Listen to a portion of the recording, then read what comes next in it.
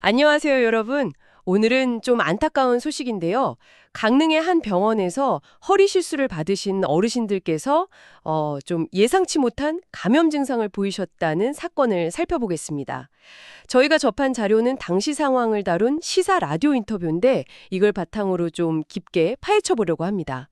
네, 어떤 시술이었는지 그리고 문제의 원인으로 지목된 황색포도알균 이게 정확히 뭔지 또 병원 내 감염 관리가 왜 중요한지 그 핵심만 좀 짚어볼게요.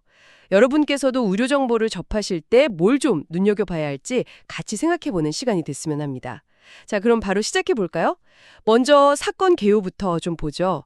강릉의 한 병원에서요, 60대에서 80대 어르신들이 허리 통증 때문에 신경차단술이라는 걸 받으셨어요. 이게 뭐 통증 느끼는 신경 근처의 약물 주사에서 신호를 막는 비교적 흔한 시술이잖아요. 네, 그렇죠. 많이 하는 시술 중 하나죠. 그런데 시술 후에 여러분에게서 갑자기 뭐 두통, 고열, 심한 분은 의식이 흐릿해지는 그런 심각한 증상이 나타난 겁니다. 그래서 검사를 해봤더니 혈액이랑 뇌척수액에서 공통적으로 황색포도알균, 그 MSSA라는 세균을 검출됐다고 해요.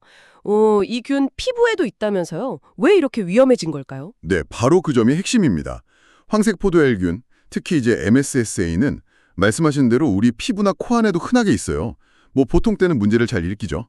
근데 이게 면역력이 약한 분들, 특히 고령층의 몸 안으로, 그러니까 피부 장벽이 뚫려서 혈관이나 뇌척수액 같은 원래 균이 없어야 하는 곳으로 직접 들어가면 이야기가 완전히 달라집니다. 아, 그렇군요. 네, 폐혈증이나 뇌수막염 같은 정말 치명적인 감염으로 이어질 수가 있거든요. 이번 경우처럼 주사 시술을 통해서 균이 들어가면 그 위험이 훨씬 커지는 거죠. 와, 평소엔 그냥 같이 사는 균인데 침투 경로란 환자 상태에 따라서 이렇게 무서워질 수 있다는 거네요. 자료 보니까 인류부한테서도 이 균이 나왔다고 하던데요. 그러면 이게 시술 자체의 문제라기보다는 뭔가 다른 요인이 있었을 가능성이 커 보이네요. 맞습니다.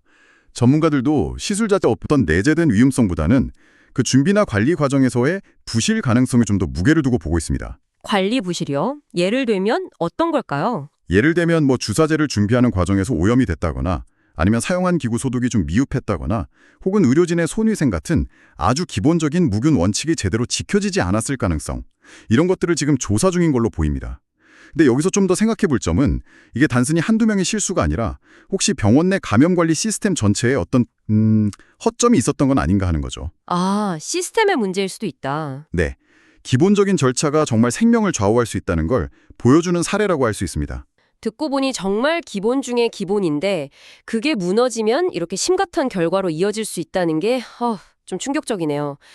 그럼 만약에 여러분이나 가족이 비슷한 시술을 받아야 한다면 이런 상황을 염두에 두고 어떤 점을 좀 주의해야 할까요? 가장 현실적이고 중요한 건요, 시술 후의 몸 상태 변화를 정말 세심하게 관찰하는 겁니다.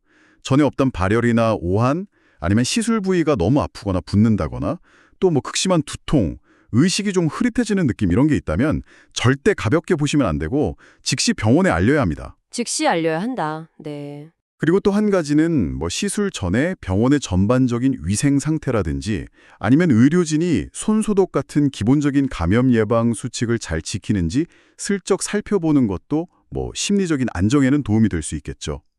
하지만 근본적으로는 어떻게 하면 더 안심하고 치료받을 수 있을까, 이런 질문을 던지게 되잖아요.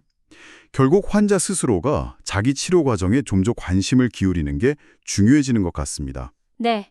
결국 간단해 보이는 시술이라도 이 감염 관리라는 기본 원칙 준수가 얼마나 중요한지, 그리고 그 책임이 단순히 의료진 개인에게만 있는 건지 아니면 시스템 전체의 문제인지 좀 고민하게 만드는 사례네요. 오늘 저희가 살펴본 이 강릉 사례는요, 정말 흔한 시술 과정에서도 기본적인 위생과 감염 관리가 얼마나 결정적인 역할을 하는지 명확히 보여줍니다. 시술의 복잡성 자체보다는 그 관리 시스템의 어떤 사소한 균열이 정말 심각한 결과로 이어질 수 있다는 점 여러분도 꼭 기억해 주시면 좋겠습니다. 그렇습니다. 모든 의료기관이 이번 일을 정말 하나의 계기로 삼아서요, 내부 감염관리 절차나 시스템을 좀 냉정하게 재점검하고 개선해야 합니다. 그리고 국가 차원에서도 이런 감염관리 감독이나 지원 체계를 더 강화할 필요가 있고요. 의료 현장에서의 정말 작은 실수가 환자의 생명을 위협할 수 있다는 그 경각심, 이걸 항상 가져야 합니다. 네, 오늘 이야기를 통해서 병원 방문 시에 그냥 눈에 보이는 청결함, 그 너머에 있는 기본적인 위생수칙 준수를 좀 더 눈여겨봐야 한다는 점을 다시 한번 생각해 보셨을 텐데요. 여기서 한 걸음 더 나아가서 우리가 직접 확인하기는 좀 어려운 그 병원의 감염관리 시스템 자체는 과연 얼마나 신뢰할 수 있을까? 환자 입장에서 이걸 좀 가늠해 볼 방법은 없을지 한번 생각해 보시는 건 어떨까요? 다음 시간에 또 유익한 내용으로 찾아뵙겠습니다.